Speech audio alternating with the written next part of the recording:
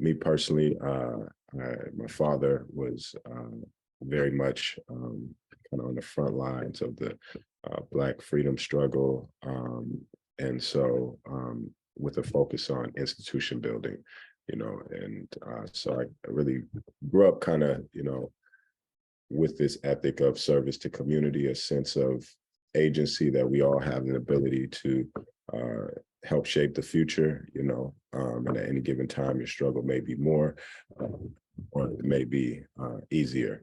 And so, I went to school, ended up coming back to Seattle. I left, I went to the East Coast and came back and really was working in youth development with some of my experience in the entertainment industry and kind of combined that. And at the same time, we have this rapid displacement. So fast forward,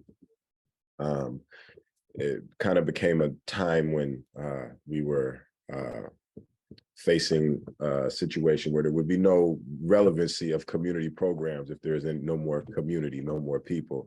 And so the, real intense focus around land. And there was a couple particular sites in the community that we went through a community planning process around after seeing that our community was not really reflected in the Seattle 2035 comprehensive plan. We initiated our own plan, and that resulted in identifying a land trust as a model to acquire and develop land to facilitate our community being able to grow and thrive into the future. Over the last 6 years, that was 2016, we now have about 600 units in our pipeline, about $300 million worth of development there. We've had a few projects which I'll speak more about, but that's kind of the pathway to going here. But definitely a people-centered focus, or DNA, kind of it's in the DNA, and just bringing that to bear over time, and have been able to find some successes which we think can be valuable to other communities. So excited to be here. Thank you. Thank you, Wyking. Makia, why don't you go ahead and introduce yourself? Hi, I'm Makia Griffin. I am, as Melvin said, the new-ish executive director of Rondo Community Land Trust. Rondo Community Land Trust is was the first community land trust started in the state of Minnesota in 1993. We also then subsequently became the first commercial community land trust as well, with our first successful development, and that was finished in 2019. All in response when the community was really looking at how do they preserve affordable housing. The elders got together and Rondo Community Land Trust was started. And then when there was further gentrification and displacement in the community, Rondo answered again with a mixed-use development that houses African-American businesses that were at threat of dislocation through gentrification, and senior housing, which was needed in our community. I have to tell you that I am a daughter of Rondo, a proud daughter of Rondo. The Rondo community is one of the largest African-American communities in the city of St. Paul, longstanding African-American community in St. Paul. And my family migrated here in the 40s and still live in the community today. And so I'm proud to be name associated with this wonderful work. And my family is also what we do at the heart of Rondo Community Land Trust, or Community Land Trust, is shared equity. And I grew up under that guise, as I'm very passionate about it. When my aunt and uncle moved up here, great aunt and uncle moved up here in the 40s, my auntie had 13 brothers and sisters, 10 of them came. They, at one or two at a time, incubated in the basement. She made sure that they did what they were supposed to do. Made sure they were launched and ready to live successful lives. They owned a lot of rental property. It's actually how my grandmother was, one of my other siblings was able to purchase their home. It was a lending from my relatives that allowed. So there's just wonderful interdependence that Rondo Community Land Trust was. And when 94 came through and destroyed that kind of, I don't know, interdependent commerce, that may have been a marker of, it did destroy the community, but the resilience of the people still maintained today. And so I fight really hard to ensure that through our work that we're able to provide housing, affordable housing opportunities and business opportunities. And it's exciting work. So Rondo Community Land Trust is, we were born out of the Rondo community, but we serve all of St. Paul and Ramsey County. And so we're excited about that. And I've been around in the development and development realm, affordable housing realm for about almost 20 years. Wow, Mickey, I can't wait to get more into the work that Rondo Community Land Trust is doing in the context of equitable development. Monica, why don't you go ahead and introduce yourself and tell us a little bit about what equitable development means to you and your work at Westside Community Organization. Good morning, everyone. My name is Monica Bravo, and I am from the West Side community. Been here several generations, and I live, work, and play here in this community.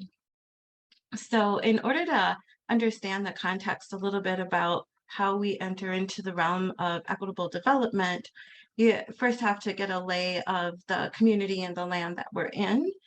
And so WESCO, Westside Community Organization, is one of the district planning councils in the city of St. Paul. So we work on the built environment and we weigh in on decisions around development. And in 2017, we launched an initiative to be proactive rather than reactive in development. And that proactive approach took us to the Equitable Development Scorecard. We adapted that scorecard for any development that comes to the West Side to really center in community on a shared pathway, and to think about who benefits when that development comes, right? And also to lift up residents as power brokers of the neighborhood for the development that actually comes here. We are situated on really uniquely in St. Paul, so we're not connected to the rest of the city. Geographically, you have to cross bridges to get to us. We're on the other side of the river, and we're the only St. Paul community on that side of the river.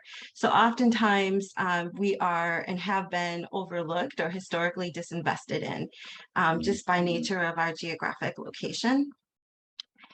The community has a really amazing and interesting history, but I will say that when people first arrived to Minnesota, they would come here to a settlement home that existed here. And that settlement home really, we became known as the Little Ellis Island of St. Paul. So it drew a very diverse community and very rich in cultural heritage. And so within that, they began to settle on the West Side Flats, which is the largest undeveloped stretch of land on the Mississippi River today.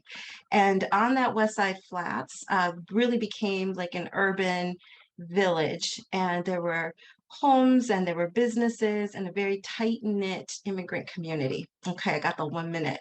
So in the 60s, decisions were made to actually remove the people from that land, talking about it was uninhabitable due to flooding. After they removed the families and the community from that land, they built a flood wall so that they could put an environmental park, an industrial park, which toxified the land and made it become affordable, right? Gentrifiable. Today, we were home of a Superfund site. We shoulder disproportionately some of the largest toxic kind of burdens of the city of St. Paul here. And so the reason for our scorecard is so that these harms don't happen again. And so that community members really do direct and negotiate what does come here and how that benefits this area. Thank okay, you, I got Monica. my 1 minute. And last but certainly not least, Meg, why don't you tell us a little bit about yourself and your work in equitable development and what it means to you?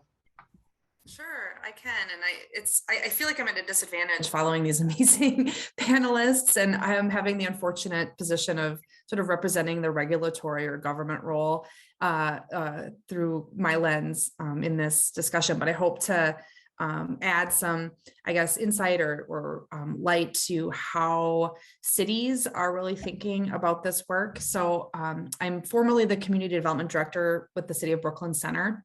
Recently, I just transitioned to a new role with the City of Minneapolis. I'm the Planning Director for Minneapolis at present. So a lot of this is really from the perspective of the work I did in Brooklyn Center. So Brooklyn Center is a small suburb just north of Minneapolis. It's a majority community.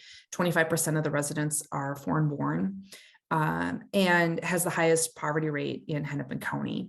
And so the work that we did there, there's because of its suburban location, because it sort of doubled down in the 60s around retail as its kind of primary economic driver. And as we all know, retail has really changed over the last 20 years.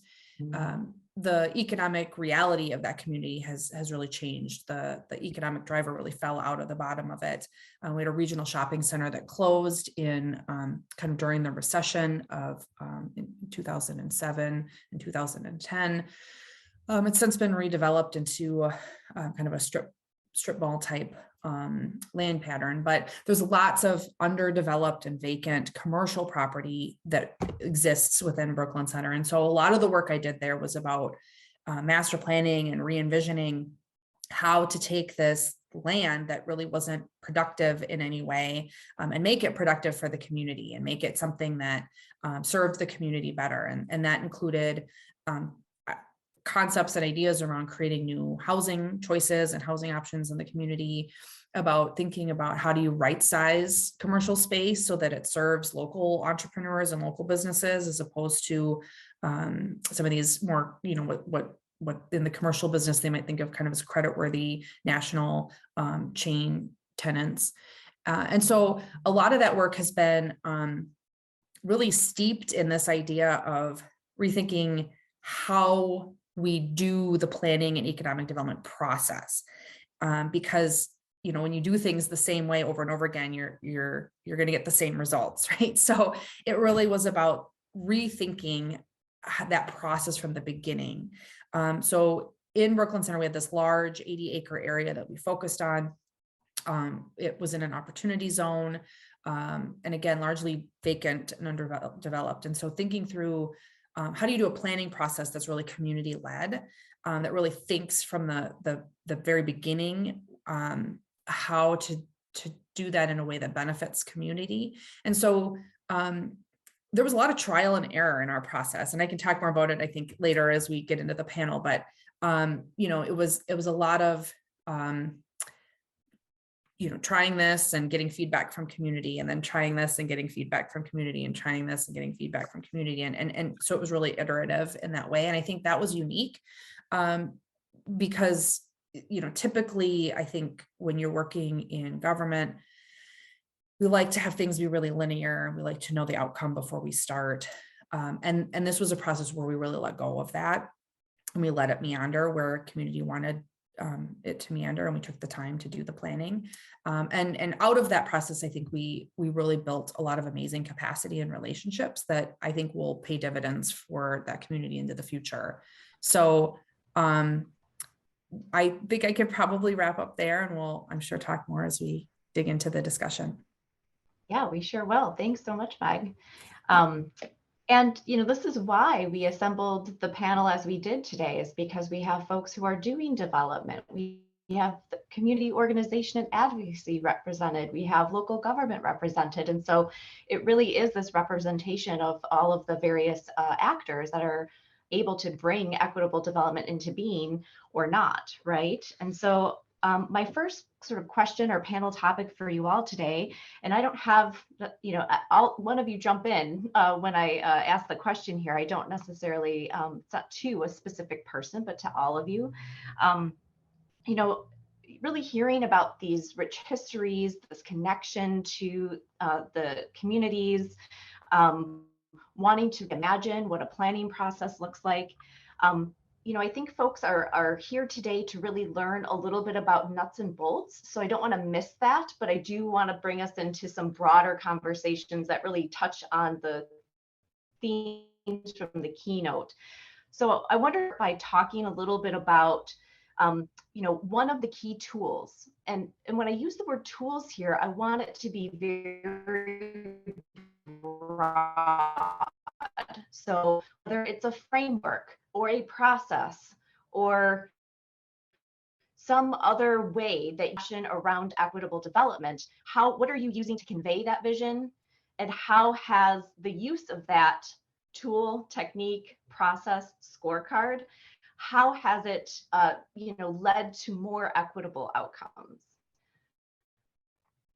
So I'm wondering who might want to jump in first. Otherwise, I might ask you, Monica, to kick it off because you did mention a scorecard specifically, and then we'll go on from there.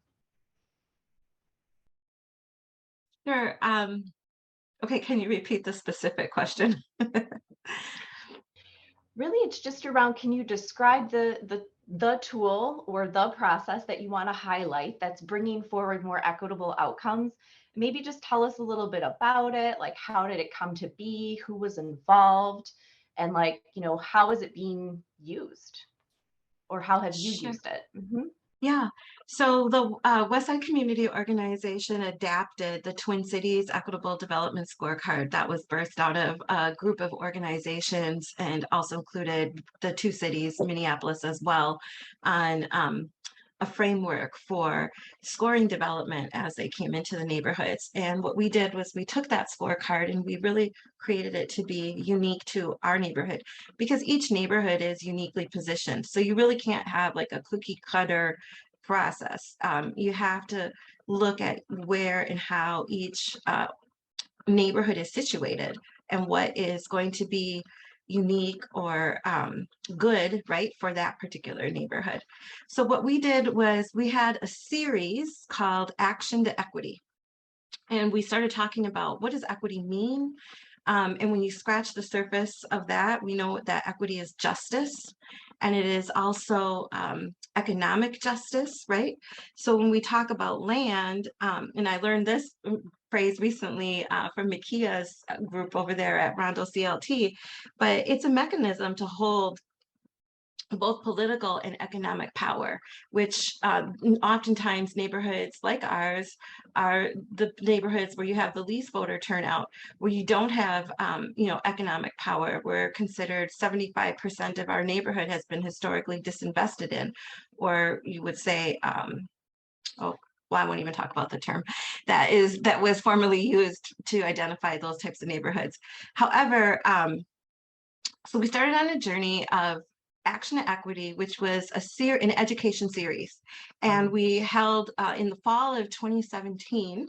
And we brought Niraj and his team out from Cura at the time and worked with community on understanding, you know, the past, the present, and the future. The story of now, the story of the past, the story of now. And we know that history never leaves us. And we know that the harms that were done need to be repaired. And so we really began to look at, what does it mean, who benefits, right? And so it was 3 Saturday mornings in the fall. We had over 100 people in the community turn out. I mean, this is like some of our most gorgeous weather in St. Paul. And we had folks coming out and took us down a shared pathway. And out of that group emerged, you know, folks who began to work into teams of, you know, really narrowing this down, but it was very much a lock and step community process. We held stakeholder convenings with anchor institutions in the neighborhood. So like your schools, your churches, your businesses. We held listening sessions with youth. We shopped it all around the pockets of the neighborhood to really get that input, to really make sure that these are the priorities of this community and they resonate with everybody, or majority consensus in this community. And that's how we began that pathway. Today, you can see Juhi put in the chat an example of the finished document of the scorecard, maybe 1 or 2 videos of how that process moved along. And we work with developers when they come into the neighborhood to actually negotiate, what is a building, what is a development that's going to benefit us. We also look at the intersectionality of the narrative and the public story, as so that we don't have erasure of the history, the rich immigrant history that was here. And that's part of like the intersection of art and development. We look at very deep, affordable, who is this development being built for? Who is going to live here? Is this marketed to the neighborhood that currently exists, or is this marketed to young professionals that live across the river right downtown St. Paul? So really questioning. And then also in the pillars of our scorecard, we have a very strong environmental justice pillar, as I had mentioned earlier. So we really began to have a shared education, a shared strategy, so that we could have like this collective power. And we've had to exercise that muscle with some developers here in different ways. So we are an organizing organization. We work on systems change work. We believe, strongly that this is led by the power of the people, and those closest to the pain are closest to the solutions.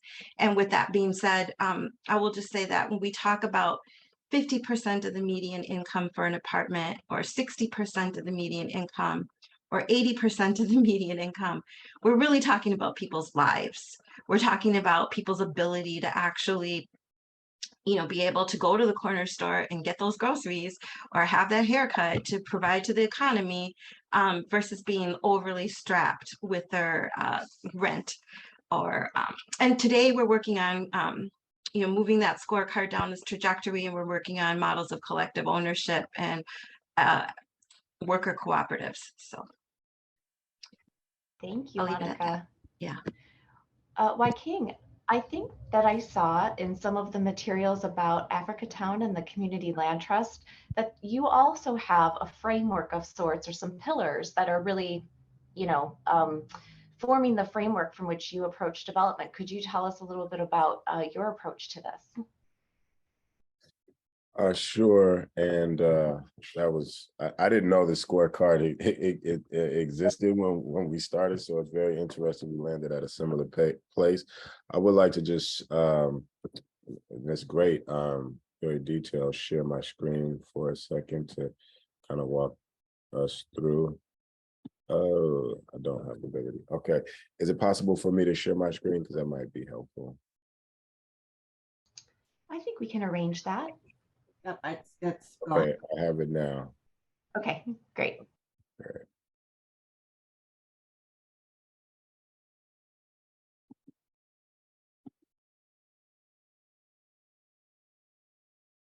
All right. Can you see my screen?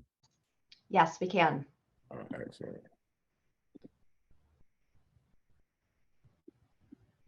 Extra credit for bringing visuals. Okay, so just, and this will be pretty quick, but just wanted to help out here. So as I mentioned before, when we looked at the Seattle 2035 plan, we did not see our community represented in that future. And so I just wanted to highlight this even as a tool before getting to the framework, because it kind of led to it. So we established our own community planning process, which was to imagine and design and build what this future, that's rooted in the legacy of our past would look like. And so, we engaged community around that for probably over a year. We're just asking the question of what would you want to see in a thriving Black community inspired by something of, the Black experience of greatness, whether it was the local, Central District legacy, or other legacies as people came to the Central District, from other parts of the country, but, even beyond that to the Black diaspora, Africa, the Caribbean. And so we got a rich database from that. And that really is where, Africatown as a vehicle or a vessel to hold, the beauty, the brilliance, and the best of the Black diaspora, experience, and allow that to be the inspiration for what the community becomes, and allowing the community that's been there for 140 years to grow and thrive in place. And, with that, those visions, and then the opportunities to begin to partner on some projects that there had been strong community advocacy around, we wanted to develop, we saw the importance of really developing a framework, to guide. So it's not just, kind of the groundbreakings and the ribbon cuttings and the ceremonial aspects of things. But then when you kind of peel back the hood, you don't see so much equity. And that just comes to, when we said equitable development framework to guide our partnerships and our projects would give us an opportunity to measure each one objectively, not only us, but even the community to measure these projects, because people were using this word and it means so many different things, right? To the point where it's like, what does it really mean? And so for us, the definition of, equitable, we looked at the root word being equity. And so that was ownership. And so we started with how much of the particular asset or the project does the community actually own? And then allocation of resources. So when you look at, these are 30, 40, 50, $100 million development projects, how much of that economic opportunity is actually being realized by community members, Black contractors, Black firms, Black workers, that gives them a lot of opportunity to then, own things and build generational wealth. And then how is the space prioritized for allocation, both residential and commercial, which we came up with frameworks around selecting tenants, both residential and commercial, with the priority on those who had been displaced, whose families had endured, decades of the redlining, urban renewal, and just all of these government and private sector collaborations that marginalize the community. So taking a reparations approach to how the space is allocated to be a some part of a remedy for harms that have been done. And then how does the community participate in that? What agency, how is community capacity developed, knowledge, et cetera. And then how does this project particularly come into life and live and add value, as a living, part of the community. And so the first project was the Liberty Bank building, which was the site of the first Black bank. And then, and so this project, 115 units of affordable housing over commercial space. The lease up was 90%. People who had, were tied to the community, 3 Black businesses in the commercial space, some prioritizing Black contractors, but there's percentages. So for us, it's about, dollars, which are measurable, and square feet, which are measurable, and understanding how that's, allocated. And then there's, this is not our project, but this is a project the community developed an MOU based on the framework for that Liberty Bank project. And then across the street, this is a market rate developer, but then agreed to embrace and honor some of the same values and principles in a deal where we took 20% of this block and they took 80% after we were not able to raise the full capital to acquire the whole block at that time, which was very early in our inception. And then this is our next project, which is under construction now, Africatown Plaza, 130 units. The first project, we had 5% community ownership initially before, this is the technical, but the low-income tax credits, when they expire, then the sponsor organization can take 100% ownership. So at that time, we have the opportunity to acquire full ownership of the building. This one, we came into the project at, 50% in the project, and we're actually leading the development on this project. Where the first one we came in, it was a community, it was a community struggle to get to the partnership. And so some things like the general contractor, the architect had already been selected. In this one, we led the selection of an architect, kind of created our own firm to make sure Black architects were included, created our own team.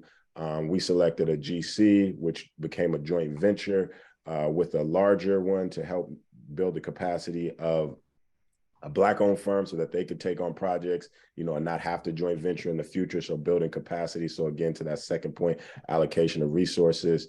This is a project we just, kind of started. This is a first acquisition, which was completely independent of any development partner. It's a full square block. So you can see a progressive, measurable difference in these projects. This is going to be 250 units over time. When that project is developed, affordable, it was going to be another project. And we now have a shelter program, enhanced shelter program, prioritizing reducing overrepresentation of Black men in the houseless population in the pre-development period using the building that is existing there. This was a home ownership project where we partnered with another land trust to prioritize the inclusion of Black contractors in building the project, and also, again, applying the basically community preference policy, which eventually became adopted by the city and signed in by executive order by the mayor to actually make that a broader community preference policy. So that is, I guess, the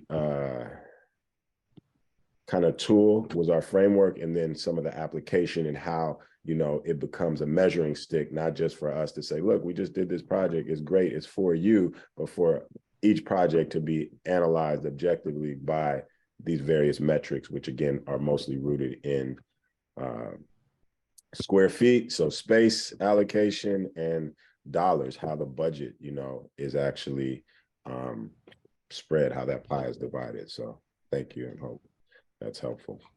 Thank you. That was very detailed. We really appreciate that.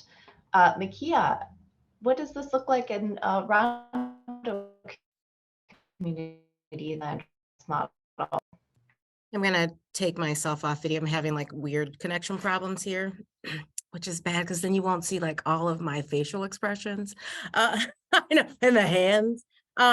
So for us, I start with this: own together, build together, grow together.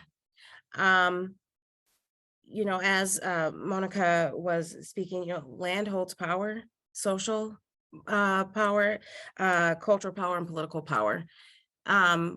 As a community land trust, we collectively own land. So it's all about community ownership. It's all about the community at large being the author of its own destiny and how it wants to see development, not only by utilizing things like the scorecard when we have other developers coming in, but also developing ourselves, having, you know, Rondo as a vehicle, Rondo Community Land Trust is a vehicle to help community develop, you know, intentionally for what it wants to see. We also, again, work in affordable home ownership, affordable rental. So we go the gamut, and being the author, really helping community understand how it can collectively and cooperatively own in its community. And so I look at the Community Land Trust itself as a tool. It's a membership-owned organization. It's community-led. You know, they keep me honest as the executive director here. You know, they are part and parcel of governance. We are meeting needs on the ground daily for individuals, for, you know, businesses, for other community organizations. And so I always say that, you know, the community land trust model it's not the panacea, but it is a powerful tool to hold space for generations. And if we can do the job right, we can do things like have African-American woman who purchased one of our homes, provided stability for herself, went back to school, got a PhD. Now she runs a Black-owned therapy practice out of the community-owned space.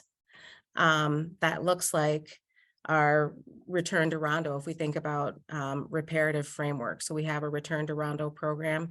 If you are a descendant of a displaced person that was on you know, through 94, you have first dibs, you have first right of refusal in our commercial spaces.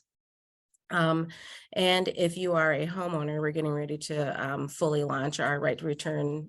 This is just phase one of the kind of reparative plan, but we will pair you with a significant investment to come back into the community, to buy into the community, and have you know, shared ownership in the community. And I'm, you know, I won't get into, you know, Monica and Wyking, I hope I'm pronouncing your name right, I'm sorry, really exemplified exactly how it all works. So I'm not gonna bore you with all the details, but for us, it really is about, again, being on the ground, working with community, understanding what their needs are, and then working to ensure that the resources that are available, whether it's LIHTC, whether it's, we have Minnesota Housing Finance Agency dollars, whether it's, community block grant, HUD dollars, all of those federal, TOD dollars, all of those federal resources, we need to ensure that they are being used to transform communities in the way that the community wants to see it. And that's a pivotal role that Rondo has played, but will continue to play in a much larger role as we move forward, to really, again, help community understand how it can own, and again, providing jobs, making sure that who is benefiting from the work. We shouldn't just be here to be, typically we are always here to be the continued buyer of extractive processes that come into our communities. So being able to be at the, be a power broker at the table to say, no, you can't come in and this is how we want you to come in and develop. And oh, by the way, we can develop too. And we can partner with you if you want to come in here and develop.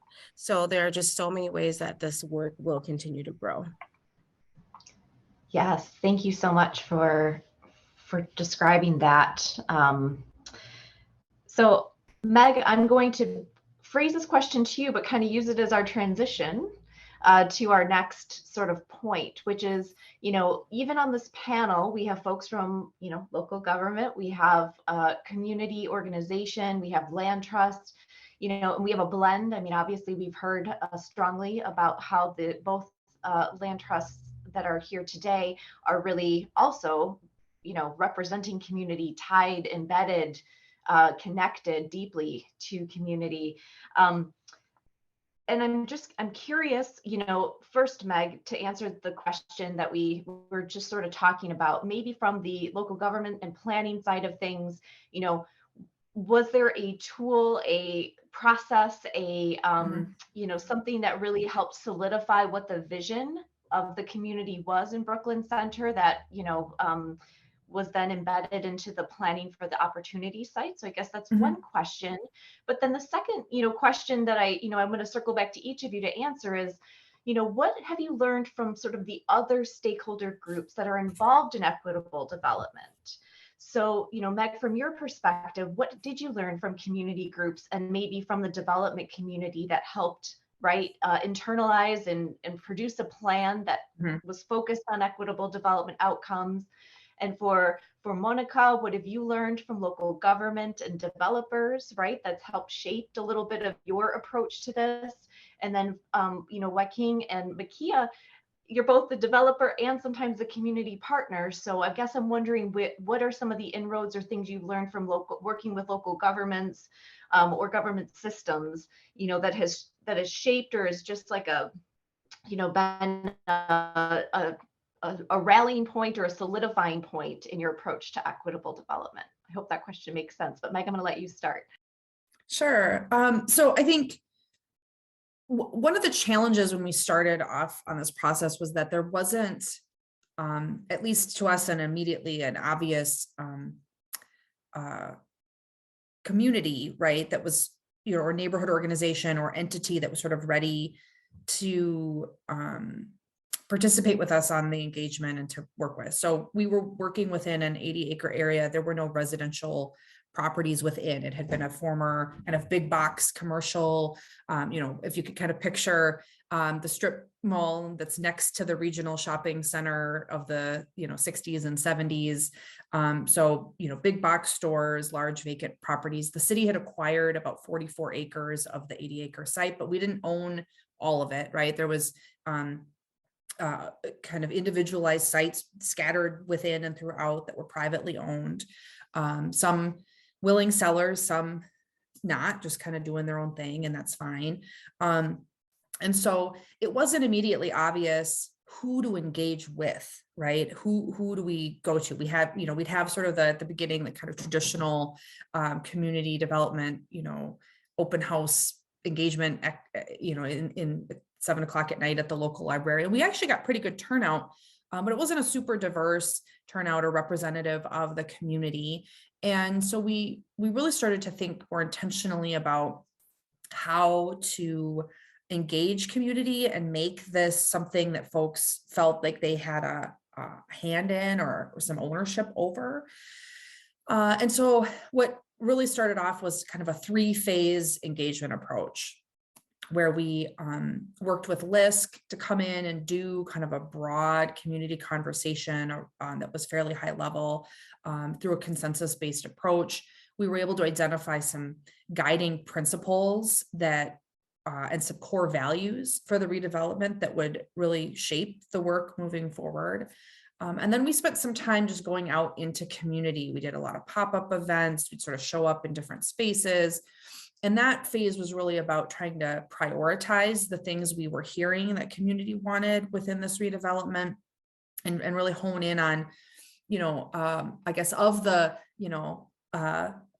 list of things people wanted in this space. What was it the role of government to supply? What was it the role of private development to supply? And what was maybe in some cases the role of nonprofit or mission-driven sector to supply within those spaces too. And so thinking about all of that. And when we got through those processes, we realized that we really had missed the mark in terms of really intentionally seeking out community members that were most impacted by the development. And because I think partly, from our perspective, it wasn't, again, obvious who those community members were. There wasn't like a population that was being displaced or would be, obviously impacted. And so we really had to dig into unintended consequences or unintended impacts that maybe we hadn't been initially obvious to us. And so we started thinking about our being really intentional about that. We thought about student populations living in the community. There was a school on the site that would directly be affected. And so working with the school district, but bringing youth and a youth voice to the table. 70% of Brooklyn Center youth under age 18 are people of color. And so which is distinctly different than the adult population in the community. And so that was a huge area of opportunity for our engagement work. Looking at immigrant communities, Brooklyn Center is a very diverse community, both in terms of its racial and ethnic makeup. And so wanting to be really intentional about reaching these individual communities who all, really what we were hearing kind of wanted to engage in different ways. And so what that led to was developing a process to do that. And I could share my screen too, I think. And it's just a single slide, but I think it kind of depicts.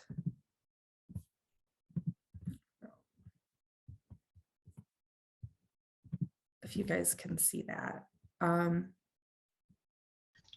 Yeah, I think if you want to do, yes, slideshow view, that'd be great. Is that better? Just okay. Perfect. So we developed this engagement framework. And so this really was the framework to get the engagement done that would give us the information and produce the deliverables that we needed. And the 2 deliverables that we were looking for that we wanted to be community generated were an equitable development scorecard and a community benefits agreement. So those were the 2 outcomes that that this process was really designed to produce. And so what we did was an RFQ process to outreach to community leaders, community organizations, advocacy groups, religious leaders, really champions within and throughout the community that lived in the community, worked in the community, had relationships that we didn't have as a government. With the groups that we wanted to reach out to. And we were really intentional. Again, we wanted to reach out to youth, our various immigrant populations. We wanted to reach out to renters. That was a really key piece. There's a sizable Latinx community within Brooklyn Center that was a focus, as well as our African-American community. And so we did this. It was a fairly, it wasn't a complicated process. I think the RFQ is maybe 1 page long, but the idea was really to solicit interest. We then worked individually with the folks who had submitted to really hone an engagement strategy that they would produce. So we worked with these community leaders to really think through how they wanted to engage their communities, what sort of strategies would work best for them. We worked with NAO partners as our engagement manager. And so they really provided technical support to these folks. In most cases, in almost all the cases, we were working with individuals and organizations that had never had a government contract before. Being a consultant to a government agency was new to them. And so thinking through even details like how do you do your billing so that we can process it through our accounts payable, what needs to be on the invoice, how do you gather your data and organize it in a final deliverable or report that's usable, right? That we can accept and be able to pull information from and to use.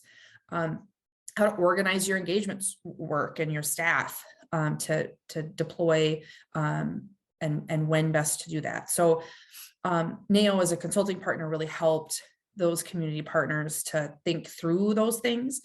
They also helped us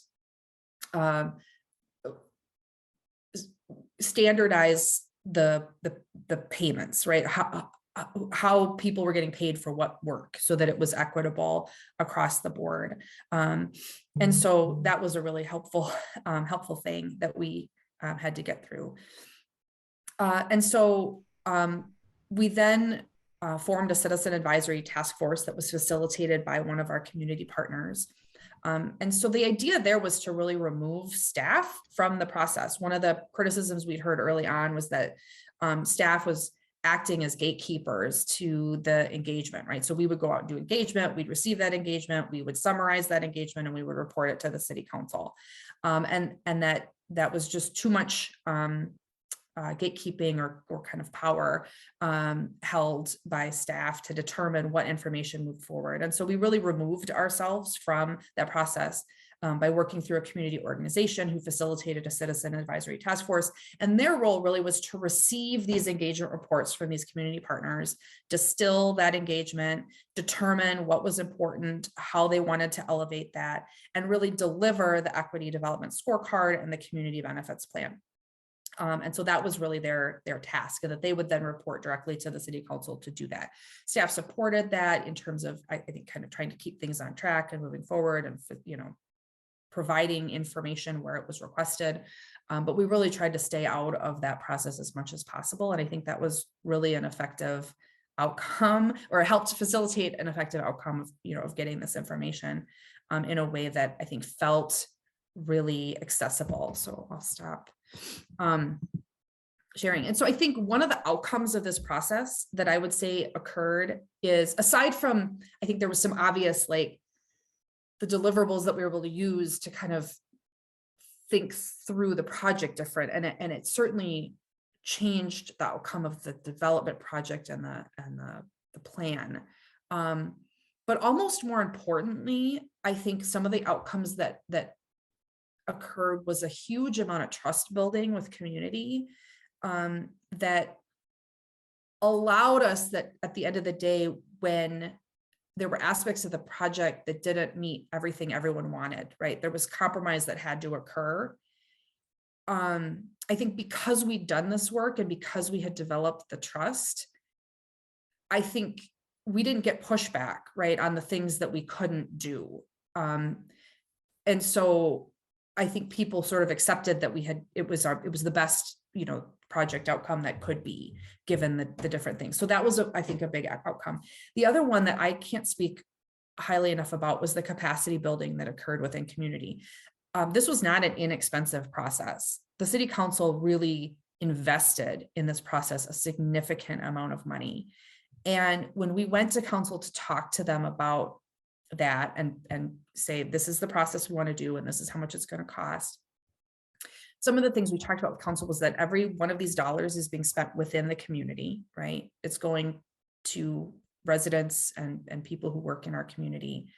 But it's an investment in those organizations and people, because now we have a relationship with them that we didn't have before, and they have capacity that they didn't have before in order to be able to work with us in the future on other projects, right? And so kind of taking the time to work in that way was something I think was incredibly valuable. And maybe I'm not going to say they were unintended outcomes, because I mean, we knew that would be, or we hoped that would be an outcome. But I think they weren't as obvious or direct. It wasn't just about getting the deliverable. Like it might be if you hire a typical consultant, you know, who's going to come in and they're going to do the work and get you their deliverable and they're going to leave. This was about more than that. And so I think that was something that was really important. And to kind of just wrap up with your final question about what we learned from stakeholders, I would say it was an incredibly humbling experience to go through, you know, this 3-year engagement process with community. There were many times where I personally felt like I was just between a rock and a hard place, or I was, you know, there was no decision that I could make that was not going to be criticized or be, you know, that there wasn't a clear path forward. And I think leaning into that discomfort and being in spaces with people that were uncomfortable for me to be in was enormously, I learned things through that process that I don't think there's any other way to learn. And so it helped me to, I think about development differently, and think about engagement differently, and think about how we can get projects done in a way that's a lot more community led than I would have believed possible 3 years ago. So it was a really personal journey for me, but I think also, as an organization, the city learned, right, how to do that work as well. And so I think, yeah, really valuable stuff. Thank you for sharing that, Meg. I think that those are words that, you know, we didn't get it right. There was trial and error. We learned. We had to start over. I mean, these are things that, you know, are hard to acknowledge sometimes, but are really important to hear, that it's not necessarily a straightforward pathway. And I appreciate you sharing that example.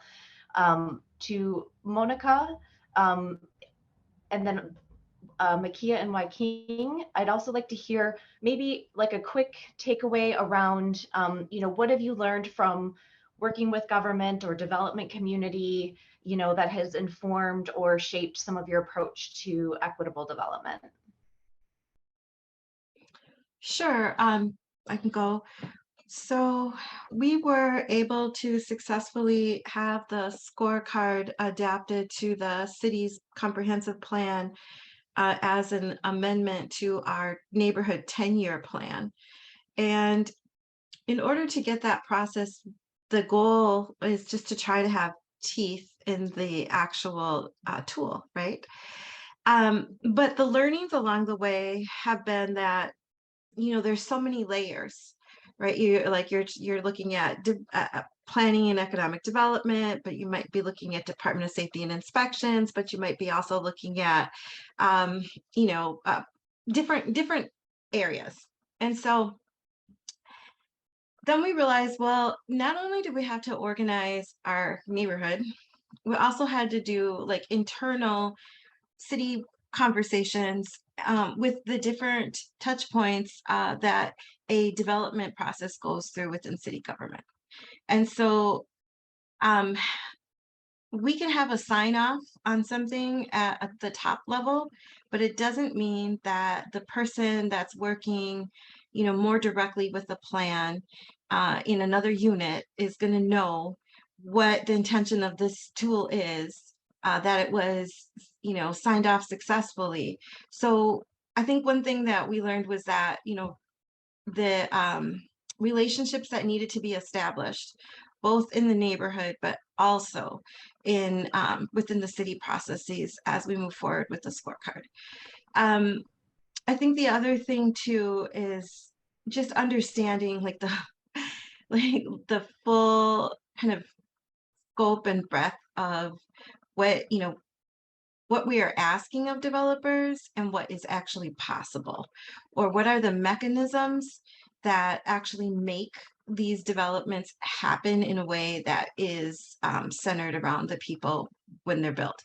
So a part of that is, you learning about zoning, which we did successfully pass an entirely new zoned corridor, but it took us 3 years. And it really wasn't because it was our organization. It really was because of, you name it, processes at the city though, like turnover, misunderstanding, regrounding, just a lot of process. But we were able to successfully rezone an entire corridor. But I think that there's just this entire strategy that needs to be looked at when you're looking at in the inside realm of city governance and all the different touch points that that realm has, and the learning process. The learning curve is really steep for community. And so we just wanted to like stay centered in the lived experience, knowing that we were the experts of our lived experiences, and that in some way, as we came to the table with the stakeholders in the city, that we needed to be able to just keep ourselves grounded in that and not get caught up in our heads around like the details and the mechanics of what what processes might take place. And so we've had some really strong successes in some ways. We've had learnings and challenges in other ways. I would say, we have 2 developments now on the west side. Well, I mean several, but 2 that are at 40-year commitment to affordability, which is tied to the that's tied to the land at that deeper level of affordability. We also have we're able to participate in the very, very early stages of the development process, which you're talking about, the RFQ or the RFP, and co-creating the language of what that looks like with city planners for development, able to sit at the table as you vet who is going to get this contract to do this build. So that's that's really at the place where we want to be at the very beginning stages, before the plans are drawn up, before the land is sold, before all of it, right there, lock and step. And it hasn't always been that way, but those are some of the early successes. We've also had to push back on, you name it. So in pushing back, I would say, we've had to like exercise different mechanisms, but primarily direct action, mobilizing a base is what we've sometimes had to go to, and it's yielded the results that we've needed. So there's progress never really happens without a demand. And we know that because this is going back to like some of the things that Neeraj was talking about. It's uncomfortable. It's not the status quo. It disrupts the way things operate. And, so it's not an easy path. I would just say that. Thank you, Monica. And, she may not have known it, but she actually moved us into our 3rd question. So to Makia and Wyking, I want you to speak to this as well. But our 3rd question was going to touch on that power. And so I feel like Monica brought it up, and let's just keep rolling with that. We only have, a few minutes left before jumping into Q&A.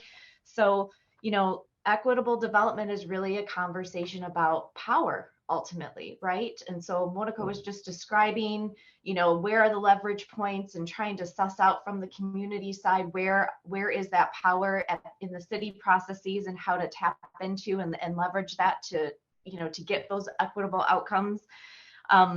Great. And so I'm really curious from your perspective, what if in working with stakeholder groups in government, what has been that power shift or power struggle, and where do you think you've maybe seen some success or positive steps towards shifting that in the ways that need to shift?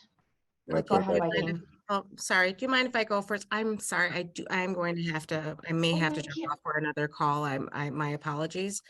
I, absolutely. Go right ahead. I'm sorry. Hopefully I don't steal your thunder. Because you guys are doing a lot down there in Seattle and it's amazing. I have a lot we're going to be learning from each other. Some of the biggest issues outside of, what are those equitable practices in zoning policy? Someone had a thought, HUD dollars, how they're dealing with the actual money that we get from the government doesn't always tie into how and what the community wants to see built.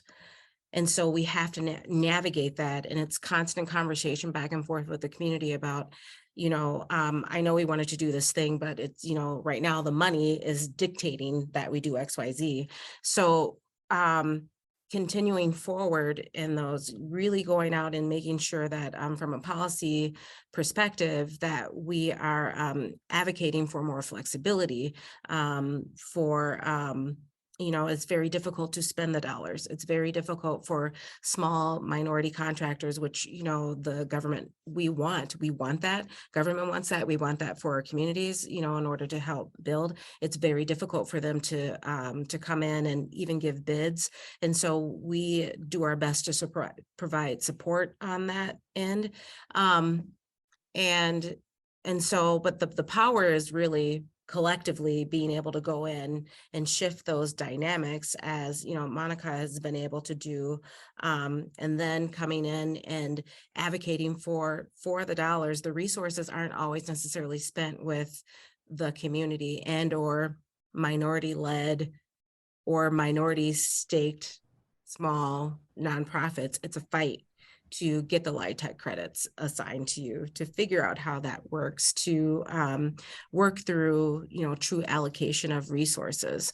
And actually on our side of the Ramsey County, sometimes I think it's just, what is the true commitment to some of so there's a lot of talk, but the actual amount of money that goes into the development for that would benefit either developers of color or the communities of color are not always there. So it's that constant fight to make sure that community shows up and shows out, as I say. All right. Thank you. Yes. Thank you, Makia. And I think that's very accurate. I would just merge into two questions. One of the, out of our Black Seattle planning process, one of the key stakeholder groups that emerged was value aligned planning and design professionals. And so really in the spirit of, advocate and activist planners such as the Architect Renewal Committee in Harlem, ARC, that was founded back in 1964, having like-minded architects and urban planners connected with and standing with long-standing community members with deep roots really gave, it really energized, I think, what could happen. We had like the phenomenal Dr. Sharon Sutton, she is from that actual era, but she was in Seattle, had been teaching at the University of Washington, and worked with another local architect, Donald King, to lead a studio. So then students were able to leveraging the power of students who pretty much have a lot of ideals and, kind of certain ethics to bring some vision. And eventually I had met a brilliant young landscape architect, Sarah Zodi, who was working in town at the time. Now she has her own practice studio, Zodi, based in Harlem, but she moonlighted, we connected through just like a TED Talk type of event and saw shared values, and she was moonlighting and rallied Black planners and architects working at various firms in the area and others. And that really helped to articulate, community vision. So bringing the technical, language of plannerese and, design, to the community stories, the community aspirations, the community pains, really allowed us to move things forward. We developed design ciphers, really our own approach to charrettes that was more rooted in our, cultural experiences. Eventually developed design guidelines and engaged, and that really made community feel a lot more empowered and have a greater sense of agency engaging in the local design review process, which led to changes in significant projects such as the market rate project that I had showed before, and community was able to push that through, and it also is able to influence government when you're also speaking certain language. So that was significant. So I think, just professional organizations,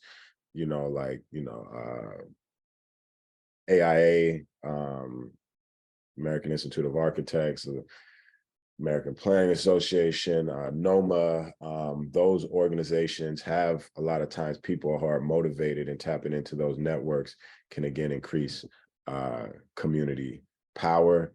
Even through that process, we still have more challenges and, really working to, change things at the policy level. We still had project, funding allocation for bonds, for tax credits.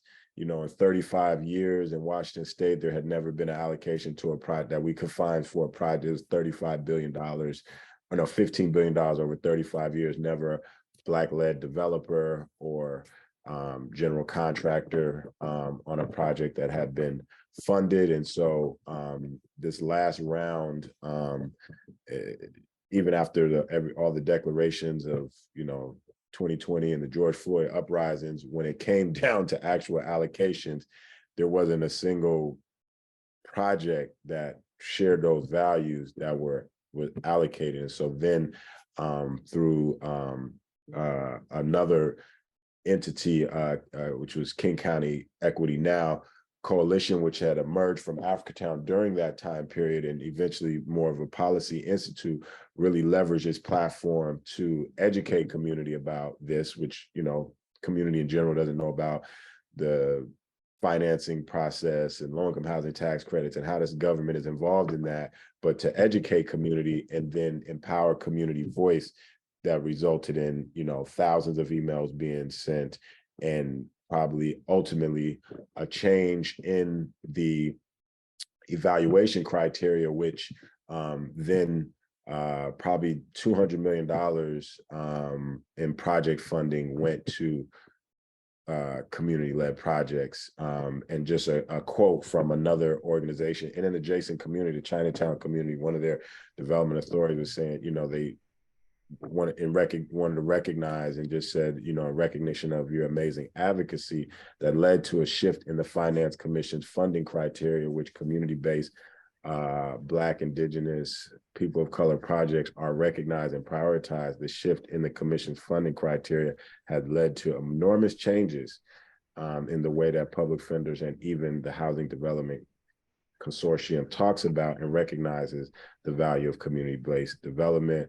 And quite sure without that advocacy that forced the commission to change the funding, our project, which they have been working on for some years, would not have been funded in that year. So I think just community plus technical expertise and back to community and community leveraging even technology and social media and things of that nature to really direct and harness that power is, a very powerful alliance, and Yes. so I just wanted to lift up that stakeholder group of like-minded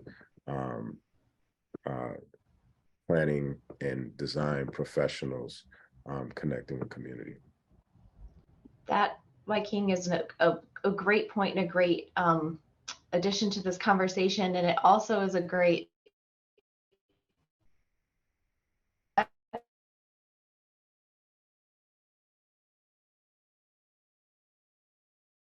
segue into a that we got from the audience to get some Q&A in before a break. And the question is, and I wouldn't mind if you just, answered that, because you were almost speaking to it in what you had to say there, but how do you keep the momentum up right, around these development projects. They take a long time. There's a lot of different processes involved. And so, you know, the question was, how do you keep them up the momentum for yourself and for those around you? Because this work is rewarding. So could you speak a little bit to that? And then I'd like Monica, you know, and Meg also to speak to it as well. And Yeah, Makia, if you're still. That's a great question. You know, we had one project that took 10 years, right? And didn't really come to realization until 2020 and all of the advocacy and pressure that came from in that year. And then generally, these are 3 to 5 year projects. One of the things that we do is look at, you know, after we go through kind of the initial planning process and certain aspirations and values are identified and just our broader, you know, what do we want to see for the community? Then there's what do you want to see for a project? We look at what can we do now? What type of intervention, activation, you know, activity that represents these values and these future aspirations and this future state, how can we create that now? You know, it could be a short-term, you know, usage of the property that is aligned with the future goals. I didn't share that, but one of the projects where Africatown Plaza and the adjacent market rate development is, we did it like a whole community paint the block. We activated the, you know, it was a former post office there. We activated it through a variety of, you know, community events. There, you know, it was a 30,000 square foot mural. There was local artists that came in and put up images of the community. And at that time, some people were saying, well, why would you do that if this is just going to get torn down, right? And now that you see, you see the same things that were in that short-term, you know, activation, and people were able to feel it and see it and hear it and, you know, and taste it to make it more real. That's how we keep people engaged. Another way is reporting back, you know, the same community that participated in the, you know, planning, we make sure that they're present for the ribbon cutting, for the groundbreaking, right? And we report back annually. We have a State of Africatown where we say, this is what we set out to do the last year. This is what we've achieved. You know, this is where we are, you know, had challenges, and these are our goals and objectives for next year, you know. So this is going to be our 9th year in January of doing that, right? And so that keeps some, you know, accountability. And as people see things happening in brick and mortar, you know, the rhetoric going to reality, more people want to get involved, more people call, because there's been planning processes after planning processes that didn't go anywhere. So community has other things that they can be doing with their life, right? And so unless they're seeing those outcomes, then yeah, you lose, apathy can kick in, and cynicism, right? And we had to overcome that, and we have to continue to overcome that by doing things now that represent an even greater future. So that's like, hey, you like this today, it's going to be better tomorrow. Let's stay engaged. Let's add on. So that would be my answer to that. Yeah, no, that's awesome. Monica, what would you say? How do you keep momentum up? How do you keep the energy up and the engagement, like Wyking was talking about? I love those experiences, Joaquin. I am so energized by that. First of all, just let me share that. I think for us, we've kind of ebbed and flowed with this a little bit, but we, you know, activated a scorecard team, and now we're in the process of revising that activation and that team. But I do think it is about, you know, maintaining the visibility and staying connected in the moment and what can be done to activate those spaces. Shoot, it just left me because I had an answer for this, like building the momentum in between. Oh, I think the main thing that I was going to share is just how we're also, you know, mobilizing through art and lifting up and sharing the narrative of lived experiences historically in the neighborhood, and that keeps people engaged, energized, and forward thinking too about what is possible, what if, and then also just activating like the in pop-up spaces, the spaces that are currently you know, not being utilized. And I think like one example is there is a there's several parcels, city parcels on the west side that are just, they're vacant and there's no real any development plan around them currently. And so it's like, what can we do to just activate the space to give people imagination and creativity around what is possible here? And that often leads to like the reality of what can be there, what does come to fruition there. So those pieces certainly I think are part of it. And then just staying connected, right? Like just reporting back, staying connected, keeping the vision alive, keeping things moving forward in that way too. Definitely. Yes. The imagination piece is so important.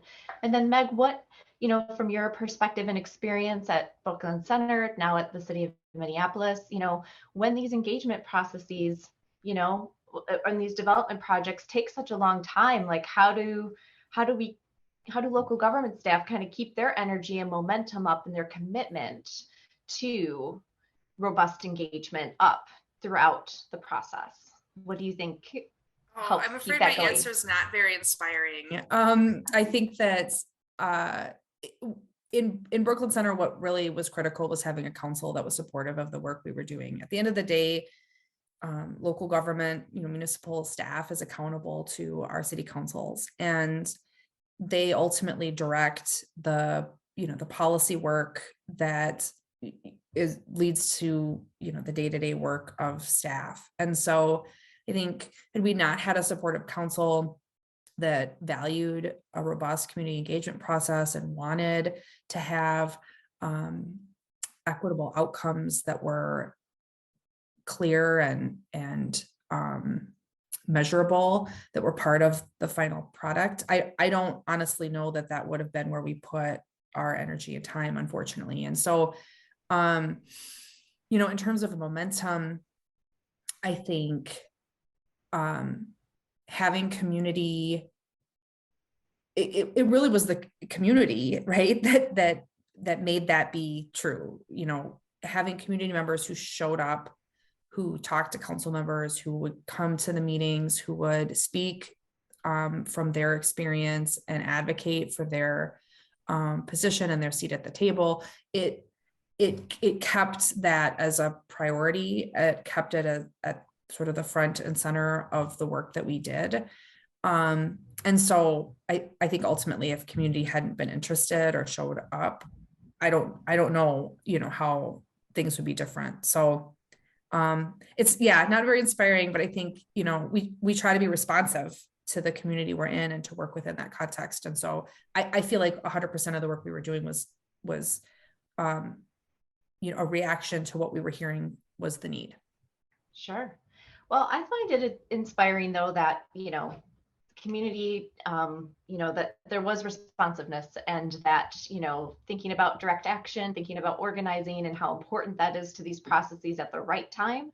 I think that is serving as inspiration for lots of folks on the call today. So I think one last question, I hope we can get to it. We only have a few minutes before break, but we had a couple of questions really around consensus building. And just how, the voice of the community, it's an easy phrase to say, but that might really involve like a span or range of opinions about what should be included or what an equitable development outcome is. So I'm curious to better understand from your perspective, give us maybe a tip, trick, technique, something that you've seen be effective in terms of building consensus around an equitable development outcome. I think folks are hungry for that kind of on the ground guidance. So any of you are welcome to start if you have that. Monica, I see you jumped off mute here, so go ahead. I was just going to share that I think this does come up a lot where people ask about a divided community, and I think that that's true. You're not going to get a full consensus of everyone. People do have varying opinions and ideas and philosophies around values, and so for us, what's grounding is what's grounding for us is that we are an organization that asserts a set of values and so when you come to the organization, or when you come into our work, you are aware and aligned or not aligned with the set of values that we assert, right? And so there will be times where folks are not aligned or they, believe differently, and that's okay. Even within the members that are close to the organization, we've started adopting a practice of fist to five for consensus building. So if you, are below a 3, fist to 5, right? So if you're below a 3, then it's time for discussion with the full group, which can hold up a project or hold up a process. But then you have to question why are you not in alignment, and bring that forward, and then we have like a really vetted discussion with it. But we really and then from there it's 80% of the vote. So if 80% is majority, we move forward. But what I wanted to say is really, 17,000 people, how do you, can you be a voice for everyone? No, that's not realistic. But you are engaged with a group of people who choose to come in and engage. That is the pulse and the voice in making the effort to actually listen for understanding, to actually engage with the different populations that are most closest to the affected area, knows that you've done your due diligence in actually vetting this development or this project. So that's something that I would say is, you're always going to get somebody who's like, I never knew you existed. I never get your newsletters. I don't see your social media. And maybe that's true.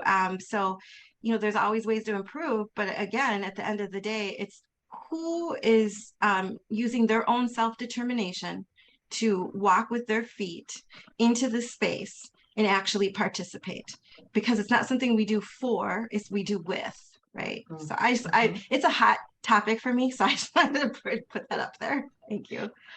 Yeah, and Meg, go right ahead, and then Wyking, you will close us out with a response to this question. I think there was just a good point counterpoint similar because as a local government, I certainly can't say, at least this was my experience, right? Is that saying like, well, we designed this community engagement process and the same people that always come to the community engagement process showed up. And so we listened to them and we didn't listen to anyone else, right? That was not an acceptable answer in our community. And so we had to design a process that was more accessible and really was intentional about who was invited to the table and how they were invited and how they were interacted with once they got to that table, right? So it was just a little bit of a different perspective. And so I would say the two things that we did as takeaways were to define community to really be those most impacted by the project. And so what that did, and then we specifically named them, right? It was youth, it was our Liberian community, it was first generation immigrants, it was our Latinx community, our Black community, and our Hmong and Southeast Asian Lao community. And so by naming that and defining that as community, those that had been historically underrepresented in past planning processes, what it did was it gave that group a bigger seat at the table. So more of our engagement dollars went to engaging those community members in a much more intentional way than we spent on kind of our traditional engagement processes that would kind of get like our traditional responses. So that was one thing that I think we did. The other was to create that citizen advisory task force of community members. And in Brooklyn Center, there's no way you can put together a 12-person board and represent every demographic in the community, right? I mean, that's just a reality because it's a very, very diverse community. But we really, I think, tried to have a representative citizen advisory task force that was facilitated and the members selected by our community partners that we were working with through our engagement process. And had them, I guess, weed through all the engagement data that had occurred over the last 3 years and have them identify what the priorities were. So it wasn't necessarily staff acting as gatekeepers to that information. So I would say those were maybe the two tactics we did to kind of try to build a more community-based consensus. Very helpful, thank you. And Wyking, please. tell Yeah, us about consensus building. Sure. And then we'll go ahead and we'll close in a few minutes. Thank you. I think for us, there's a couple things. One is, our work is focused in the Black community, and oftentimes there's this idea, which is not a monolith, is not homogenous, right? And there's this idea that you have to get every single Black person to agree, or every single Black organization to sign off, or whatever selected Black organizations that have certain proximity to systems to sign off for something to be representative of the community, which a lot of times some of these, some of the organizations are not necessarily rooted in community in certain ways that people that are external to the community don't see. And so, for us, it was just, starting with, staying immersed in the community, which, we kind of do, and starting with what has already been done. People have already said things. So do they need to show up and say it again, or do you need to do the due diligence to find out what has already been said? Two, going to non-traditional groups that are completely maybe disconnected. They don't vote, but they still have opinions. And these opinions are expressed in barbershops, on street corners, at different types of events, so going to bringing the planning process more to the community, to existing events that people have already been going to for years, right? And bringing the processes to there. So, being more, rather than building a table, which represents a foreigner process, and then trying to get people to come to that table. That's a lot. And then I would say the last thing is just not, show beats tell every day of the week, right? And so if we're waiting for consensus, we would never be able to show anything. So in general, if we know this represents pretty much everybody's aspiration, people want to see us, more Black businesses in the community, et cetera,